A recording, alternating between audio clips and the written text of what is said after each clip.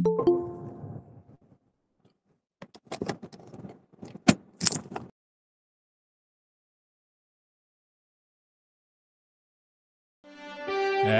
now, live from the Christian Bible Baptist Church studio, your favorite noontime show, The Baptist Lunch, hosted by Pastor Gil Lorena.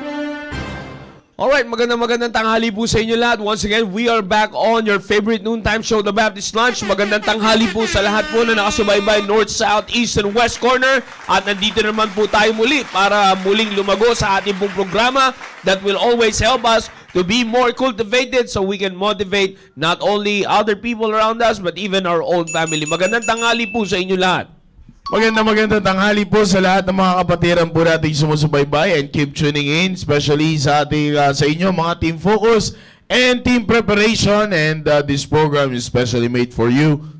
Sa inyo nakatutok itong araw na ito, so kaya enjoy the show and share the link and tag the names of your friends and relatives. Amen, amen. And ako po'y naniniwala mga kapatid na patuloy tayong pagpapalain ng Panginoon, and it's always a great blessing na ngayon po ay bagamat tayo patuloy na maraming programa tumatakbo. Ano mo, it's a great blessing na tuloy-tuloy mga programa natin. Kasama rin natin po ngayon ang ating pong mahal na pastor, and it's always a great blessing that even he is on his trip ay on the way to Tarlac to prepare us sa ating pong mga matitinding malakihang event. Sabay-sabay po tayo ngayon. May programa tayo dito. May ginagawa sila Pastor Hill sa Ramos Tarlac. And also at the same time, ay meron po tayong evangelistic meeting na nangyayari doon po sa 13 Martires. Yan. Kaya mamaya meron din tayo ongoing din yung mga saturation sa area. Kaya mga kapatid, ay patuloy po tayo mag-involve at huwag natin pahintulutan na tayo po ay mapag-iwanan sa paglago. And always making sure that we're always ready and glad to be cultivated. Alright, Pastor Hill, magandang tanghali po. Magandang tanghali mga kapatid, magandang tanghali. Clear ba ako? Yes, sir. Yes, sir. Alright, magandang tanghali sa inyo lahat at salamat sa Panginoon. Papasok na ako ngayon ng S-Tex. At panalangin ninyo kasi medyo hinahabol lang talaga natin yung time kasi kinakailangan i-prepare talaga na mabuti yung ating lugar sa ranch kasi gagamitin natin by June. And by next week, kasi medyo wala na naman time, hindi naman ako makakapunta uli rito. And supposedly, nasa 13 ako, pero salamat sa Panginoon na meron naman tayong kahalili. May mga trained men tayo, at itong mga trained men natin ay talagang naaasahan naman natin na si RG. Salamat dyan. Amen. Kanina kausap ko siya. And salamat na pwede niyang lugaran, dapat kong lugaran. Amen. Panalangin natin na maging mabunga, no? At maging maayos yung ating evangelistic meeting. No? Kasi after that, kakausapin ko na yung mga kung sino mga nag-hold na yan. And I need to push them, I need to encourage them na talagang maging malago yung gawain nila para talagang maging indigenous na sila. No? And panalangin lang natin na lahat ng mga bagay na ito kasi hindi po pwedeng ganun-ganun lang talaga eh. Kasi dapat maging blessing na rin sila sa ibang mga gawain. Alright. So, sige lang, tuloy-tuloy lang tayo mga kapatid. And I believe na na-bless tayo sa ating nakaraang soul-winning revival. Marami naman nagpapasalamat sa akin, marami naman nag-message sa akin, maging yung mga nasa virtual, nagpapasalamat. In fact, napakarami. Mas marami yung nagpapasalamat sa virtual kaysa sa actual. Amen. At salamat naman sa Panginoon na talagang na-refresh sila. Yan ang kailangan. Sabi ko nga para maiwasan yung decay, yan ang dapat pagbutihin natin. Alright. At let's enjoy this program mga kapatid. Pastor, baka may gusto kayong batiin?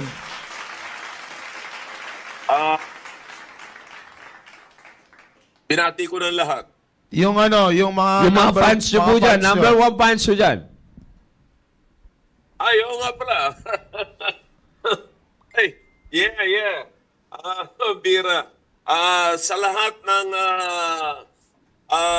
Service crew. ng McDonald KM42. Yeah. At ay, salamat. Nagpa-picture sa akin yung mga nasa drive-thru eh. Wow. At matagal na, medyo matagal-tagal na yun, pero natatandaan nila ako. At Talagang naghahang. Di, abol yan. talagang hinapot pa nila ako sa labas eh. At wala nga lang akong dalang talagang they're willing to follow, sabi nila. Kaya binabati ko lahat. Kilometer 42. Alright. Yeah. And again, ay inuulit ko po para sa nila, no? Sa mga nanonood po dyan, nakalain nyo, they're willing to watch the program. Malayo na yun, sir, ha? Malayo na yun. Yeah. And they're willing to watch. Maganda to programa na marinig nila kasi mga young people sila. Meron pala ako natatandaan na pangalan doon, si Edmer. Yeah. Edmer. Yeah, alright. Kaya shout out sa iyo, Edmer. Yun. At yung pang nagpa-picture sa akin, hindi ko nakuha yung pangalan niya eh. Yeah, tsaka makakalimutin ako sa dami nila eh. Yeah. Marami po yan sila. Sunod-sunod yan pagka ganyan sa ganyang kaganapan eh. Yan. Anyways, again, ay tuloy-tuloy po tayo sa ating programa mga kapatid. We're still here sa ating pong pinag-uusapan na Cultivate and Motivate. Now, it's always a great blessing that we have this. And particularly, I'm going to talk to you dahil May na ngayon, ha? May 2. No, inuulit ko sa bawat isa sa inyo, today is May 2. First Thursday of the month of May. And not only first Thursday, but even also, ay nasa panibagong buwan na tayo. Kaya ito yung pinag-uusapan natin muli para ma-refresh. I would like to reach out. Ganyan bilang kay Sir Maki, Team Focus in Preparation. This is a joint program para sa inyo, Baptist Lunch. This is Focus for you. And I would like you to go to our topic, Sir Maki, na Cultivate and Motivate. Pinag-uusapan natin palagi dito, we focus on cultivation. Amen. Now, as far as cultivation is important. Now, the more important, Sir Maki, is the seed. You see, it's because the reason why the seed is important because yan ang nagpo-produce ng bunga. Yeah. Pag hindi maganda ang seed mo, do not expect that you will have a good fruit. Tama. But spiritually speaking, we are so blessed in this church, young people, Team Focus, Team Preparation. You are so blessed. You have to see this, that you are so blessed. It's because of the reason, Sir Maki, that what the seed that we have here is, I mentioned before, the incorruptible seed. I would just like to read this passage in the book of 1 Peter chapter 1, verse 23. Sabi ng Bible, being born again, not of corruptible seed. So as I said, the seed is very important. Sir Maki, maliwanag dito, the seed that is been sown in our lives is not a corruptible seed. But sabi ng Biblia, but of incorruptible by the what? The Word of God, which liveth and abideth forever. Na alam mo, maganda, gusto ko itong passage na to, Sir Mac. It's because of the reason, Team Focus in Preparation. Listen to this. As a young people, kailangan ilagay nyo sa isipan ninyo that the seed that is being sown to us, nung ikaw ay naligtas, it's not a corruptible seed, but it is an incorruptible seed. Therefore, what you should be expecting in your life is that hindi ito magbubunga ng something that is corruptible.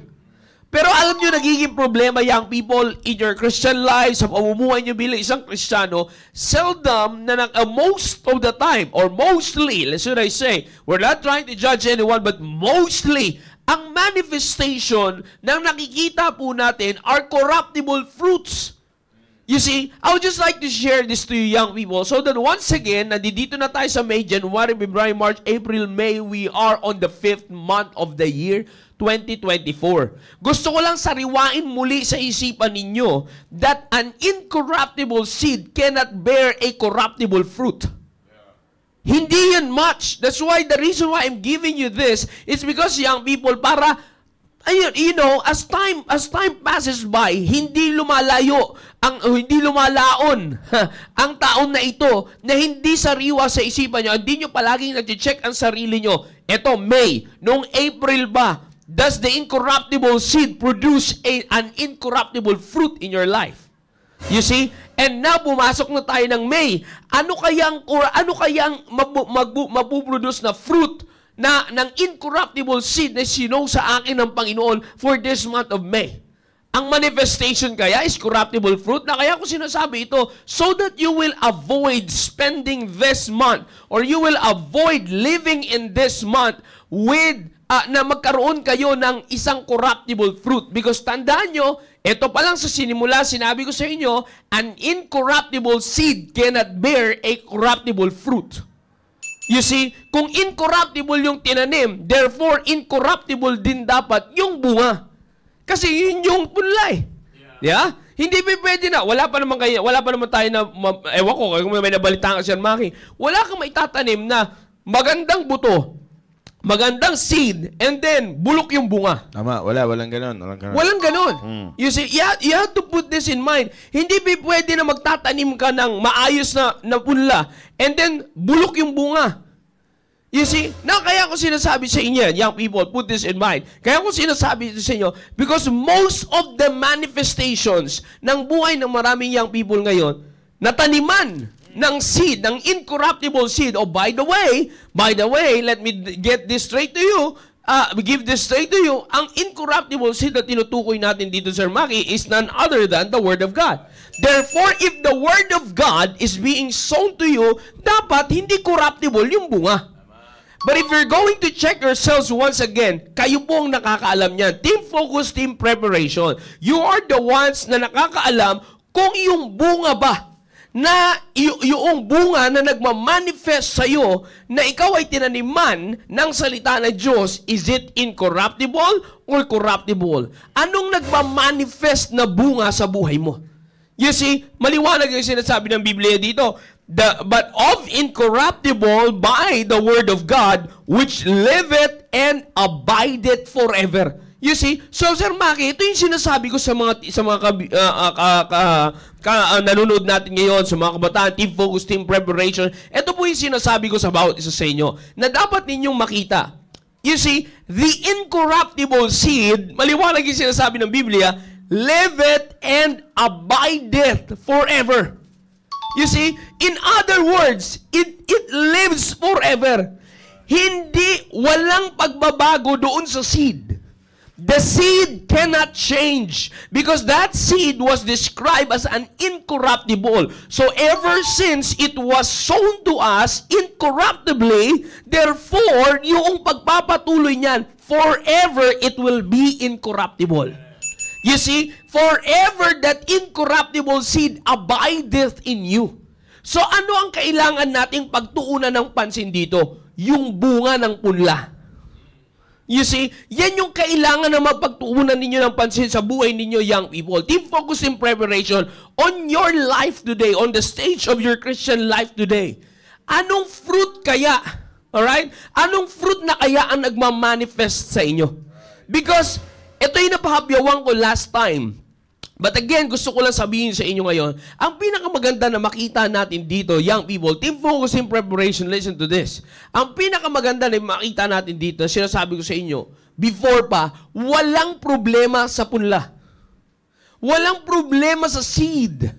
You see, ang nagkakaroon ng problema ay paano natin inaalagaan yung progress ng seed na ibinibigay po sa atin. There's no question because sabi ng Biblia, incorruptible eh. Yung growth ng seed sa buhay ninyo, young people, yan yung kailangan yung pagtuunan ng pansin. Because if you're not going to pay attention on the seed, yung paglago ng seed, yung pag-work ng seed as the seed process its growth sa buhay ninyo, yan ang kailangan na kayo'y maging sensitive so that you will be able to show the proper, right, fruit na maibibigay sa inyo, na proper and manifestation of fruit na may dadala sa inyo ng incorruptible seed, which liveth and abideth forever. Hindi kasi natin pwede sabihin, Sir Maki, na nagka-problema yung seed sa kalagitnaan. Yeah. No. Yeah. Hindi pwede. Bakit? Anong sabi? Yung incorruptible by the word of God is what? Liveth and abideth forever. You see? So, ibig sabihin, nandiyan yan. Walang problema dyan. So, ilagay natin ito sa reality, young people. Ever since, lalo-lalo na, if you're here in our church, as members of our church, ilagay niyo sa isipan niyo ito. You are so blessed, young people. Team Focus, Team Preparation, ilagay niyo ito. Sa isip niyo, we're blessed that in this church, we can literally see na hindi nagbabago yung seed. You see, you are so blessed, young people. Team Focus, Team Preparation, na bago kayo pumunta sa buhay ng life of marriage, alright, Team Preparation, you are blessed to be a witness that in your Christian life as members of our church, as members of the CSI family, hindi nagbabago yung incorruptible seed. Amen. Amen. You see, it's such a great blessing. You are all witnesses. We are all witnesses. Kailanman hindi nagbago ang paghayag ng salita ng Diyos. Kailanman hindi nagbago kung paano ibinibigay sa atin ang salita ng Diyos. Kailanman hindi dinala sa atin ang salita ng Diyos, ang seed, hindi ito itinanim sa atin ng pamamaraan ng tao at interpretasyon ng tao. Amen. You see, you're all witnesses. But again, nasan yung problema, Sir Maki? Makikita natin that the problem is not in the seed. Yeah. Because it liveth and abideth forever. Hindi mo rin pwede sabihin, naalala ko na, dyan si Pastor Hill, nabanggit ni Pastor Hill, di ba? Pag-backslide ka man, may salita pa rin ng Diyos dyan. You see, yung seed ba nawala? No, hindi nawawala. It abideth forever. Kaya naalala ko yung sinabi ni Pastor Hill, di ba? Sinabi niyo po dati, Pastor, na mamatay man ako, mamamatay akong backslider man ako, backslider akong Baptist. You see? So, in other words, ginamit ko lang yun as an illustration na the seed abideth forever. It's a great promise and a blessing that the seed, the incorruptible seed, abideth forever. It lives forever. You see? Kaya nga hindi nagbabago yan eh. You see? So, the reason, ang kailangan na lang natin pagtuunan ng pansin dito is what? Ang kailangan natin pagtuunan ng pansin is how do you pay attention to the process ng seed sa paglago mo, ng buhay mo bilang isang Kristiyanong kabataan, and ito na nga yung sinasabi ko, anong bunga? Anong nagiging bunga sa ng incorruptible seed? Alam niyo, young people, you have to be always excited. Pagdating sa pagbumunga ng seed na yan. Bakit? Because alam mo, yung itinanim sa'yo is incorruptible. Yep. Di ba? Parang if you're going to take yung pagtatanim seriously, if you're going to take that seriously, pag tinake mo yun seriously, saan ka excited? Hindi, may excitement sa pagtatanim, pero kaya ka nagkaroon ng excitement sa pagtatanim because you're awaiting, you're visualizing, o kumbaga, nandoon ka, nakatuon yung pansin mo na sa bunga. Kaya ka excited magtanim kasi iniisip mo na meron kang aanihin. Yun. You see? No, kaya ko sinasabi sa inyo, young people, now, we are blessed na dapat every time you go to church, every time we have the program, lagi tayong natataniman ng incorruptible seed. Amen. Di ba? Na kaya ko sinasabi sa inyo yan, young people, Team Focus, Team Preparation, is, pag ito ngayon, ang tanong is, are you excited? Do you await? Or nandoon ba yung alam mo yung pakiramdam, Sir Maki, na lagi inaasam, that's the word that I'm looking for sa Tagalog. Inaasam mo ba yung bunga? Anong inaasam mo na bunga? You see?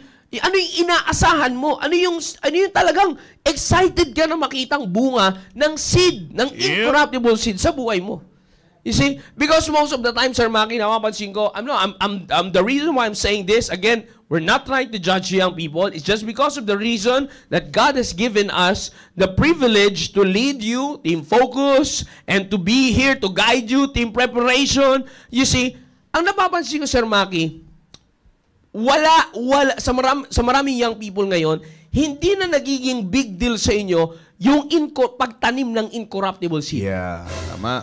Hindi na kumbaga malaking hindi naman sa hindi naging exciting. Kumbaga, wala na nawawala yung joy ninyo sa mga naitatanim sa inyo na incorruptible seed. Yep.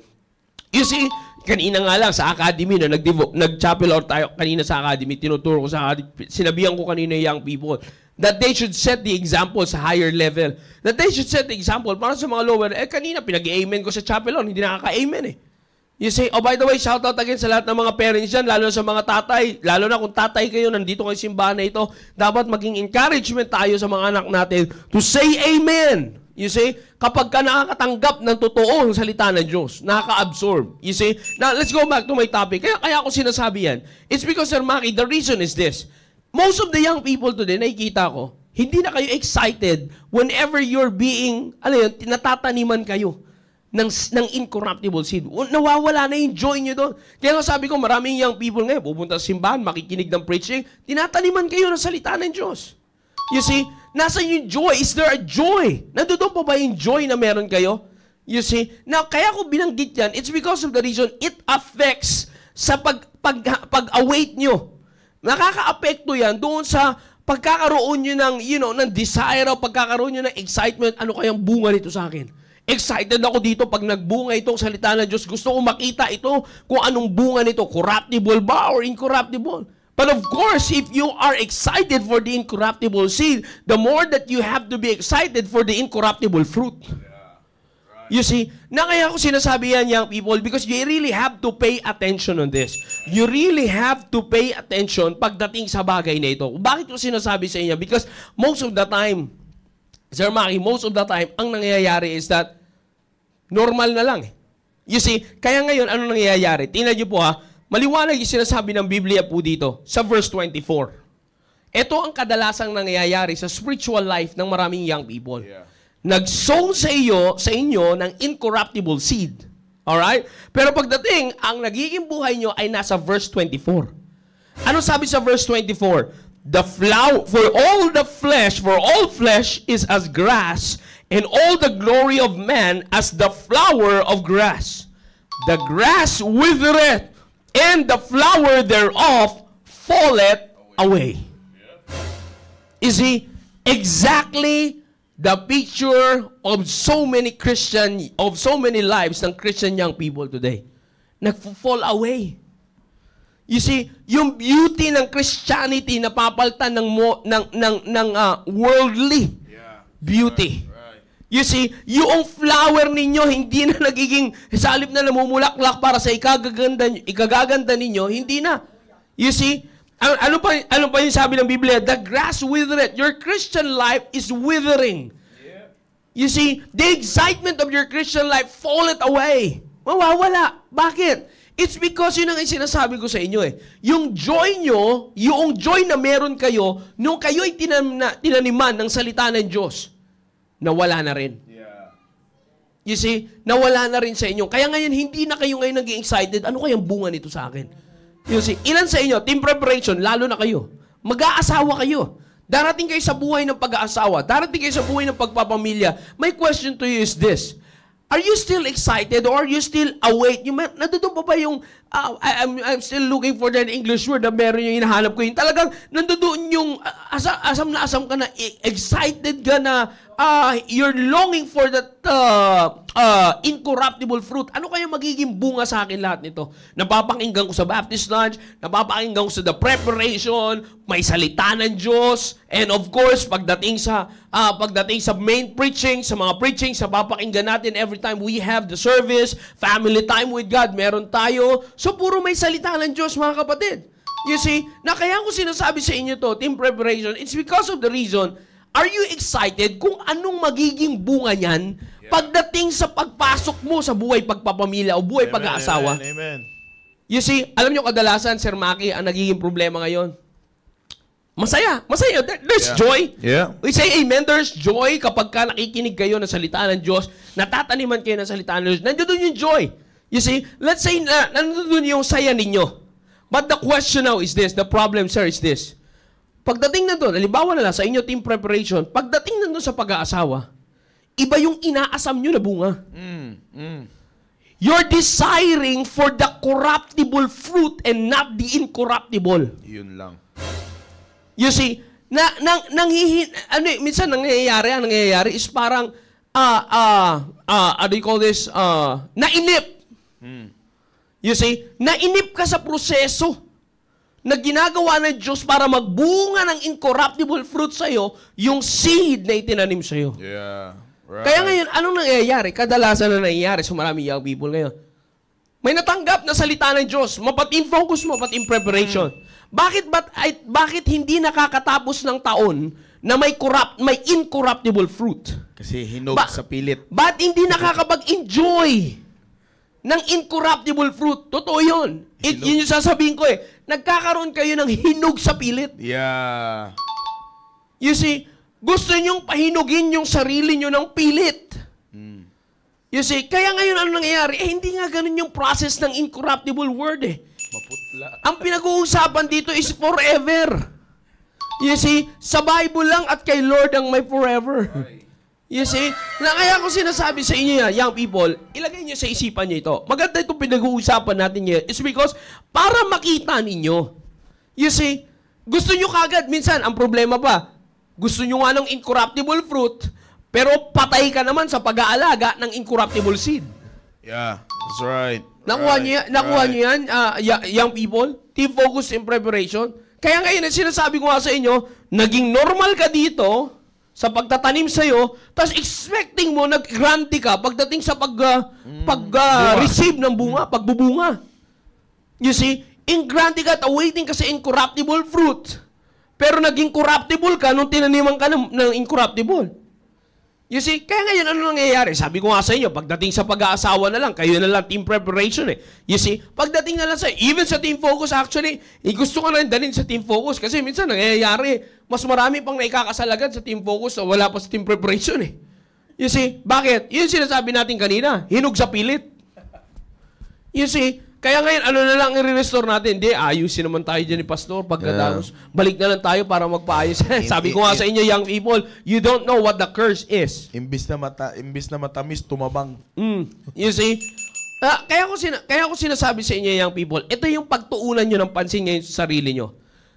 The incorruptible seed was sown in your life, being born again, not of corruptible, but of incorruptible seed, but of incorruptible by the word of God, which liveth and abideth forever. Yan yung naitanim sa iyo. Therefore, your spiritual life should not be in verse 24. You see? Kaya nga ano dapat ang mangyari? Yung verse 25. But the word of the Lord endureth. You see the words? It endureth forever. Maliwanag yung sinasabi ng Biblia. Endureth forever. At sabi ng Bible, and this is the word which by the gospel is what? Preached unto you. Maliwanag. How we are receiving the seed, eksakto nakasulat sa Biblia. You see? Pero kaya ko sinasabi sa inyo ng young people, para masiyasat nyo, just want to highlight that for this episode.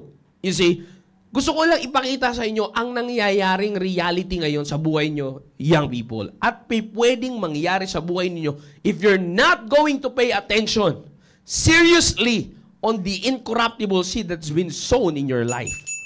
You see, kaya sabi ko sa inyo, kaya ka nagtanim, excited ka para sa bunga. Pero kadalasan, tinataniman tayo ng salita ng Diyos, young people, tinataniman kayo ng salita ng Diyos, but yung lumalabos na bunga, instead of incorruptible, nagiging corruptible. Bakit? Ano nagiging problema? May problema dito sa process of growth. Huwag niyong pilitin yung pagkahinog. You see, huwag niyong pilitin yung pagkahinog. May proseso ang Diyos, may sariling timeline ang Diyos sa paglago ng incorruptible seed para makamtan nyo ang incorruptible fruit. Desire for the incorruptible fruit, not for the corruptible. Sabi ko nga sa inyo mamadaliin nyo. This is just for the illustration before I give the mic to you, Son Maki. Illustration lang. Team preparation. Mamadaliin mo yung pagbumunga. So ano ngayon mangyayari? Hindi ka susunod sa standard ng Biblia pagdating sa pag-aasawa. Kahit sa mga team focus na nandiyan dyan. Okay. Kasi sabi ko nga, yan ang nagiging problema eh. You see, ano ngayon ang mangyayari? Dahil di mo sinunod, kasi sabi mo, siya yung nasa tibok ng puso mo, lalabas ka ngayon sa simbahan, papakasal ka sa ibang pastor, akalain mo, Doon kayo nilagay sa simbahan na yun, tapos doon ka mapupunta sa ibang hindi naman nagpapakain sa iyo, hindi naman ginagamit ng Diyos para mag-alaga sa iyo. Doon ka napunta, that's a sign that you're already in corruption. That you've been corrupted. You see, our pastor is here. Correct me if I'm wrong, pero yun nga sinasabi ko, that's how I see it, brethren. So ano ngayon nangyayari? Nagkaroon ka ng corruptible fruit, hindi dapat sa iyo papunta yun. Hindi dapat ganun yung bunga mo eh. You see, ang bunga mo sana, may kasal ka ni pastor sa altar, sa pulpito ng simbahan, hindi sa Agoncillo building. Yun sana yung incorruptible fruit. Pero buti pa nga yung iba, sa Agoncillo nakakasal at si pastor ang nagkakasal. Yeah. Ang nakakalungkot, pag hindi yung pastor mo nagkasal sa'yo. So, hindi valid yung kay Sir Conrad, sir? Ha? Hindi valid yung kay Kuya Con? Kasi dito sa studio. Sa studio. Hindi, si Conrad, valid Please, yun. kahit hindi ako nagkakasal, ako naman ang pumipirma. Yeah? Pero hindi, ako sinasabi ko to kasi sabi ko nga sa inyo, that's not how the incorruptible. Eto nga, Sir Maki, parang sa atin. Okay. Kaya nga sabi ko, parang sa akin, sa atin din, sa pag-aasawa natin. You see, hinubog tayo, and si Pastor, hinubog tayo ng salita ng Diyos ganito para makamtan natin yung incorruptible fruit. You see, pero kung pinilit natin sa pagkahinog, yung mga sarili natin, at sinubukan nating pilitin yung pagkahinog, corruptible yung nangyayari. Pero biyaya ng Diyos, nag-pay attention tayo sa paglago ng incorruptible seed, we were able to receive the incorruptible fruit. And sabi ko nga, ngayon na nga lang, for example, sa akin, sa family namin, I'm just not saying this, we're perfect. Again, I'm saying this just for the sake of illustration because what happened to us can exactly happen to you. Lagi ko sinasabi sa inyo yung Team Focus, hindi imposible na makasal kayo ni Pastor Hill sa altar. You see, hindi imposible yan. Napaka-posible na mangyari sa simbahan natin. Ang bagay na yan, kung hindi kayo magpipilit sa pagkahinog. You see, sabi ko nga ngayon, katulad na lang, nakaraan, nag-usap kami ni Brother Jorald, naalala ko lang sumalangit na shout out to you. Shout out pala. Yeah, kaya ko sinasabi yan, nasa saturation yan sa area nila eh. Kaya ko sinasabi yan, Sir Maki, tulad ngayon, sumunod, I have the incorruptible fruit. Hindi pa tapos ha, pero I'm enjoying the incorruptible fruit. I can say that because nakikita, it's a blessing. Sabi ko nga, you will know it because it is a blessing. You see, nandiyan na, may dalawa na akong anak, nandiyan na anak namin ni Ma'am Yang, si Daniel, si Isaac. You see, sabi ko nga, nag-uusap ko ng Sir Jorad, sabi niya, Sir, kailan mo pala papabaptize yan? Sino daw magbabaptize? Ako, si lolo nila. Sabi ko, si lolo nila, bakit? Nandoon nagsimula lahat eh. You see, plano ko, sir, 3 tayo, madaanan nila. 3 tayo magbabaptize. 3 beses magbabaptize. Pero kaya ko sinasabi yan, it's because of the reason na nandoon pa eh. Ibig ko sabihin, yun sinasabi kong incorruptible sa amin ng Bible eh. It endureth forever. It liveth and abideth forever. Yung matatamasa mong saya ng incorruptible fruit, sabi ko nga sa inyo, young people, it can happen to you. Hindi imposible yan. You see, susunod lang kayo, mangyayari sa inyo yan. Pahinugin nyo ng tama ayon sa pamaraan ng Diyos, yung incorruptible seed. And I'm telling you, in no time, sinabi ni Pastor, 24, ilan taon tayo? 26. Ilan taon ko na kinasal? Ngayon taon, sir? Ilan taon ka kinasal? 26. 26. Same time. Nauna yata ako sa 25 ako eh. You see? So, 25 ako kinasal, 26 kinasal. You see na, it can happen to you. Hindi na ka nadarating sa punto na, kaya do not waste your time, pasintabi man dito dyan si Pastor Hill, pasintabi man. Kung lumampas ka sa kalendaryo, pero mangyayari pa rin sa'yo yan. You see, para sa mga Team Focus, huwag kayong magmadali. You see, huwag nyong madaliin at sundin ang emosyon ninyo, sumunod kayo kung paanong palalaguin at pabubuhahin ng Panginoon ang incorruptible seed sa buhay ninyo. 25, 26, you can get married in the pulpit with the right man of God na magkakasal sa inyo. Right. You see? Para sa mga wala na sa 25, 26, team preparation, lumampas ka man sa kalendaryo, gumawa ka ng sarili mo. Ay, hindi. Sorry. Ibig ko sabihin, lumampas ka man sa Jewish kalendaryo. calendar. Depende sa moon. Yes, Jewish calendar na depende sa moon. Hindi, pero yun ang sinasabi ko, yung team preparation. You see, pagyamanin mo pa rin, hayaan mong magtrabaho yung seed, yung incorruptible seed sa buhay mo. Mag-pay attention ka kung paano yan pinapalago ng Diyos sa buhay mo. Para in His time, pag pinagbunga niyan, incorruptible yan, may enjoy mo yung bunga niyan, pasasalamatan mo ang Diyos ang Diyos sa bunga niyan, at sasabihin niyo, Lord, buti hindi ko pinilit ang pagkahinog. Tama sabi ni Ma'am Rona. Huwag mong pilitin ang pagkahinog. May Psalms naman eh. Yeah, tama. Sabi ni Ma'am Rona, may Psalms pa daw po. Kung hindi ka umabot ng 31, may 150. It's a great blessing, young people. Team focus in preparation. Pastor Will, baka may gusto kayong sabihin, sir. Nakahang. Yeah. Ako, nakita ko yung problema. You know, there's nothing, the incorruptible seed is not a problem. Ang problema natin is not the seed but the soil.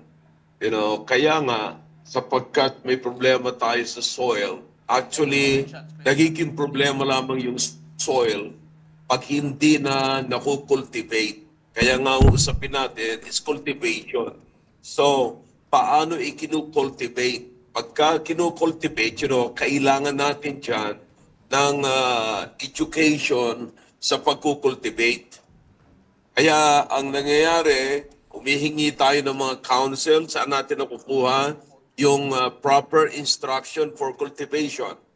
Nakukuha natin sa church, sa pakikinig ng salita ng Diyos, sa pagbabasa, and counseling and proper training. Kaya nga meron tayo dito sa ating simbahan, kumpleto tayo eh. May mga training tayo sa mga young people. Yan ang ginagawa natin kasi ako personally nakikita ko yung problema ng mga kabataan ngayon, no? Especially sa mga lalaki, no? Yeah. Of course, tayo namang nila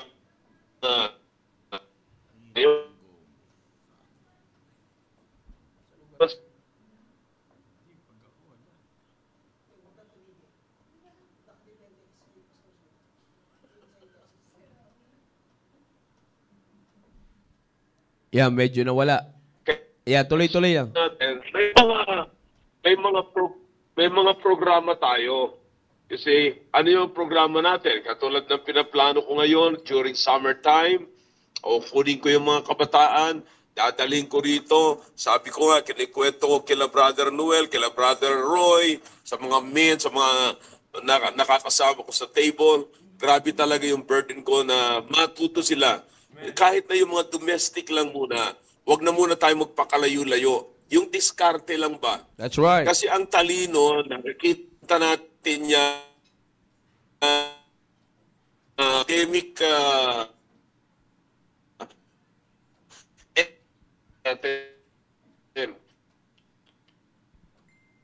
na pamumuhay.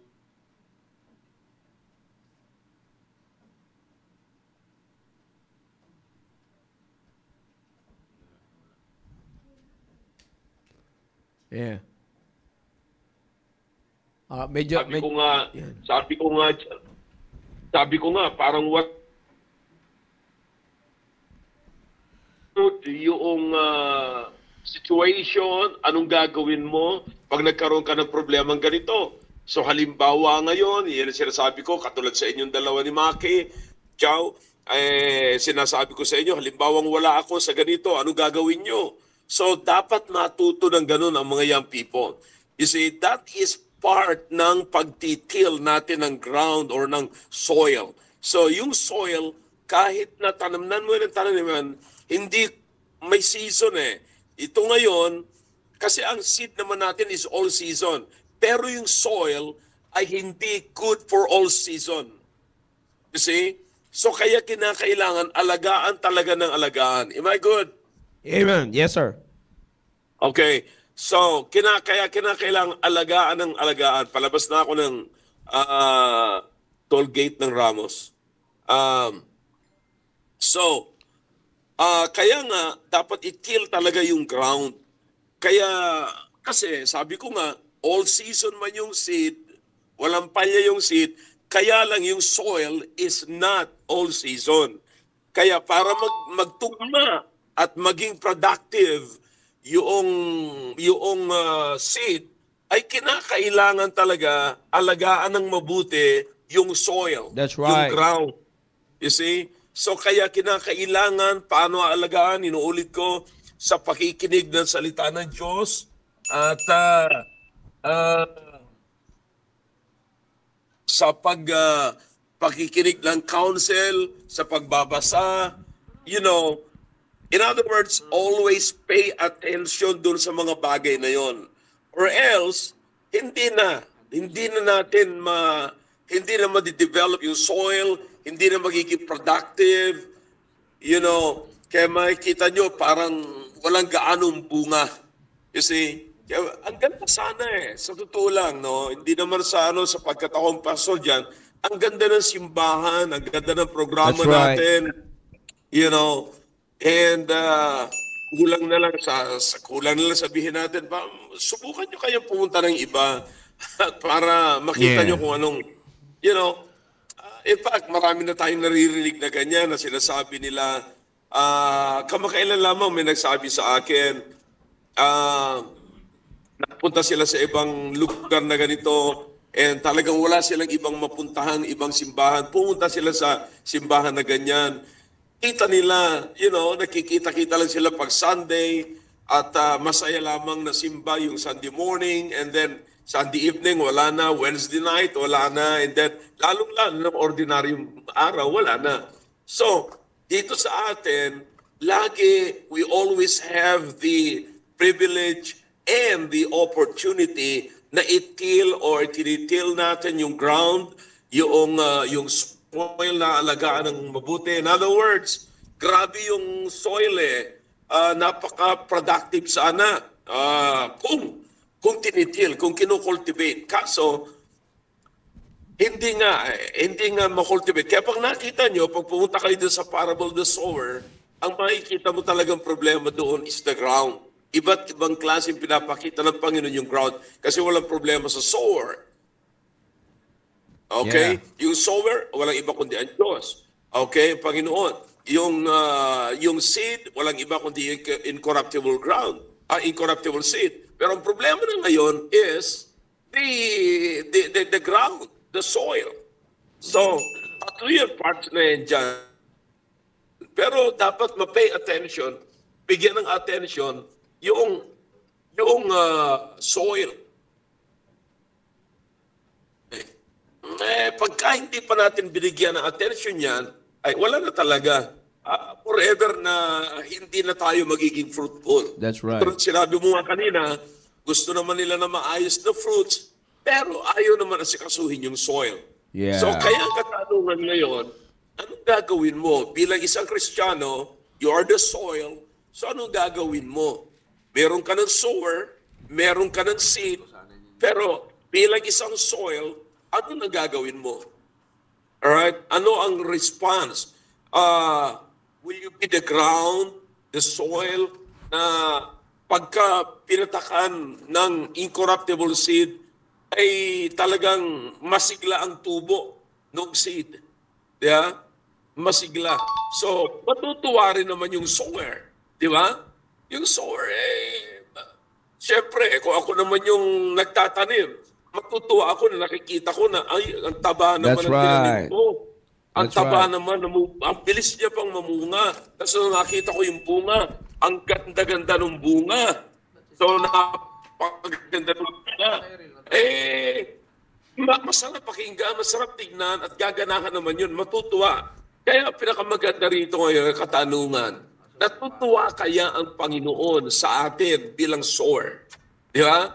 As a sower ng seed, incorruptible seed, natutuwa kaya ang Panginoon.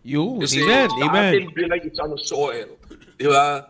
So, dapat bibigyan natin ng pansin yan. Kaya right. nga, ang kailangan lang natin is cultivate. So, sa mga young people, ang advice ko, always be willing to be trained. Yeah. Always submit to the training. Kaya kung may mga training tayo, dapat i-take advantage. Ang mga magulang naman, ay tayo naman ay maging encouragement sa mga kabataan na tulungan natin. Ako yung nagpapasalamat na may mga kabataan naman tayo ngayon na talagang willing naman tumulong sila sa kapwa or That's right. halimbawa, yung nasa preparation, dapat yung team prep. Ako yung nagpapasalamat na may mga members naman sa team prep na talagang nagiging katulong natin para matrain naman yung focus.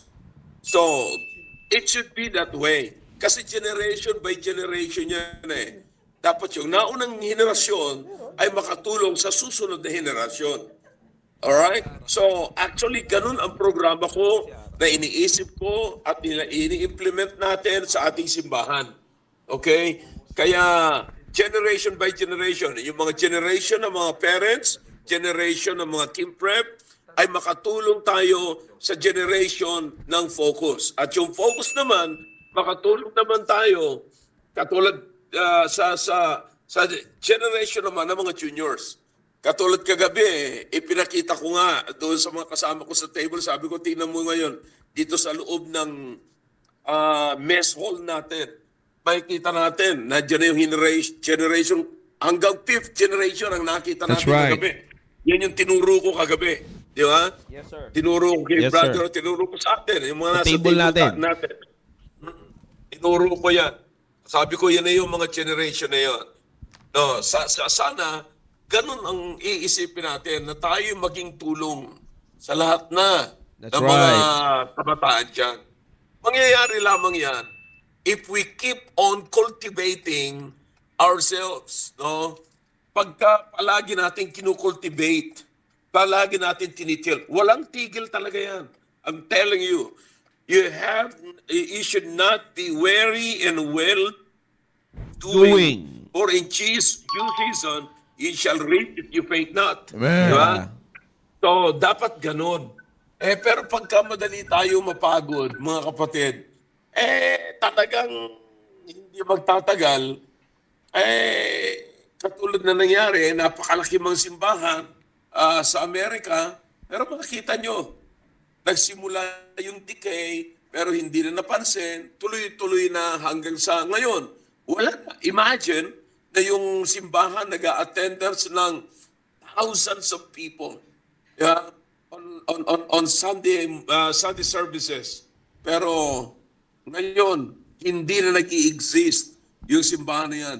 Hanggang sa na dilapidated na hanggang sa bumagsak na. Ngayon, ang city na mismo ang nagtanggal sa simbahan na yun. Wow.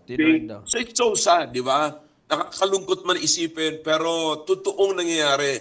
Pero bakit natigil yung ganon? Kasi nagsimula na yung decay. Bakit nag-decay? Nawala na yung cultivation. Alright? So nawala na yung cultivation. Pinahintulutan na tumubo na yung mga thorns na siyang nag-choke doon sa totoong wheat. Di ba? Right. So, yun ang problema dyan. So, pagka pinabayaan na natin, when we stop cultivating the good plants, yan na yan. Before you know it, wala na rin. So, wala nang godly family, wala nang godly marriage, wala nang lahat ng mga ganon. So, kaya ito usapin na ito, napakaganda dito mga kapatid. Amen. Sana wag nating i-miss. No? Magtulungan tayo. Sa bawat henerasyon, if this is our generation, sabi ko nga, God is not looking for a great man like Moses. Sa panahon natin yan, ang kailangan natin ay contenders of our time. So this is our time. If this is our time, then let us be a contender. Amen. Or let us be contenders of our time. See? Amen. Kailangan natin. Cultivate. Sige lang. Napakarami nating dapat gawin. Kasi kaya nga ngayon, ako'y nagpapasalamat, nabibiyak-biyak ko eh. So, kaya nga, ang pinakamaganda is, ako personally, I'm trying my best to multiply myself. Kasi hindi po pwede sabihin ko one-man army ako. Hindi po pwede. Walang aasenso sa one-man army. Amen. See, if you think you are strong at magaling ka, all right, multiply yourself. Amen. And then maraming magawa, maraming matutulungan. So ganun ang training na gusto ko mangyari sa mga young people, multitask. Dapat yan yung young men, lalo na sa mga young men, hindi ka lamang parang isang direction lamang, dapat multi-direction. Yeah. Kasi ganun dapat. Marunong ka mag-handle ng maraming task. Yeah. Kasi pagka hindi isa lang ang kaya mo, ay wala, hindi ka mabubuhay sa daigdig na ito. Hindi ka mabubuhay sa mundong ito. Kaya you have to work, you have to learn how to do at least 3 things at the same time. Tatlong bagay. Yeah. Tatlong trabaho at the same time. Kasi marami na tayo ngayon eh. Kasi ngayon may gadget tayo. Kasi imagine ngayon nakapag-drive ako, at the same time nakapag-programa ako, drive ako, at the same time nakakapag-counsel ako, you know. So, nakakapag-isip pa ako ng programa. So, at least tatlong bagay. Yan ang dapat natin para maging fruitful tayo, para yung fruits natin, matutuwa tayo. Alright, let us be a good ground. You see, dapat maging good ground tayo, good soil na kung saan itatanim, doon ang incorruptible seed. Tutubo na maganda yun, I promise you. Yes, sir. Magaling Amen. yung sower, maganda na yung incorruptible seed. Sa atin na lang, ayusin na lang natin yung sarili natin. Kasi tayo yung soil. Yeah. So, naayos natin yon, ang ganda ng bunga niya. Amen. Okay? Alright, so abangan ninyo mga young people, as I said, sa ating sa congregation, grabe ang burden ko sa inyo. I Amen. love you. That I want your life to be a productive life. Amen. I want you to be a productive life. Okay? Amen. All right. Andito na ako sa ranch. Amen. Amen. Amen. All right. Salamat sa inyong panalangin. Amen. Amen. Amen. Thank you, sir. All Amen. right. God bless you. God bless you. Amen, amen, amen. So that's just a great that's a great Yes, message revered from our pastor once again. Kaya actually nasa game plan Pastor Rano na yung sinimula ko sa seed, then pupunta ko yung soil. It's a great blessing na nabanggit niyo po ngayon yung soil. And it's always that's the truth kasi. Wala kasi tayong problema sa seed talaga. Inulit ko lang, ilatag ko lang sa inyo ngayon that the problem is we're the ones causing problem for the seed. Yeah. Kasi wala nang problema sa seed eh. Kahit saan naman sir, kahit saan mo ilagay, no? Na nature ng laging Totoo walang yan. problema dun sa buto. Yeah. Wala kasi lang yan eh. Pag tinanim yon, it's already in you, it's up to you. Yeah. Kung paano lalabas. Totoo yan. And it's always a great blessing na, kasi ang Diyos naman, buti nga ang Diyos may sarili siyang pamamaraan, not in a way na hindi niya tayo, kumbaga, hindi ka sasakalin. Yeah. Nakuha niyo yun. Bigamat nagkakaroon kayo ng ganyang pakiramdam minsan na para kayong sinasakal ng tinuturo natin. So, hindi. It's just because there's the sin that chokes it. Ayoko nga sanang napapasok sige. Kasi napakaganda ng sinabi kasi ni Pastor Ril. At masyadong malalim na yung hukay. yung masyado nang malalim yung hukay. What a great cultivation ang tinanggap natin mula sa ating mahal na Pastor. Final encouragement bago tayo magtapos. Yeah, katulad ng sinabi ko lang, young people, na just to add lang few. Walang problem, tama yung sinabi, there's no problem with the seed. It's up to us.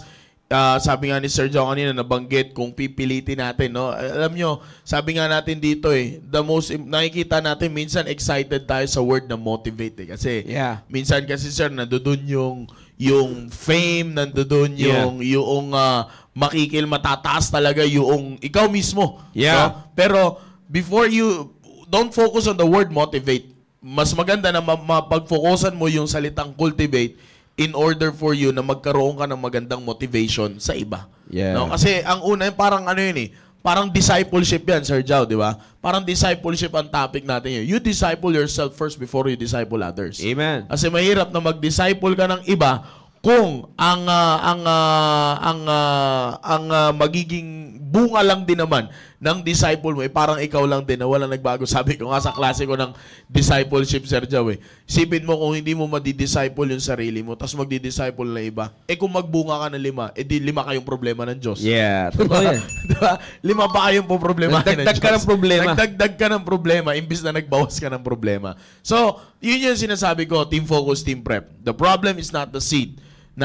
Tinanim sa atin, incorruptible, lalo na yung seed na yan, incorruptible. Ibig sabihin yan, uncompromised. Diba, Sir Joe? Maganda nga yung sinabi ni Sir Joe netong huli. God has His own way. Kasi kung masyadong maraming pamamaraan, makukompromise yung pagiging incorruptible ng seed.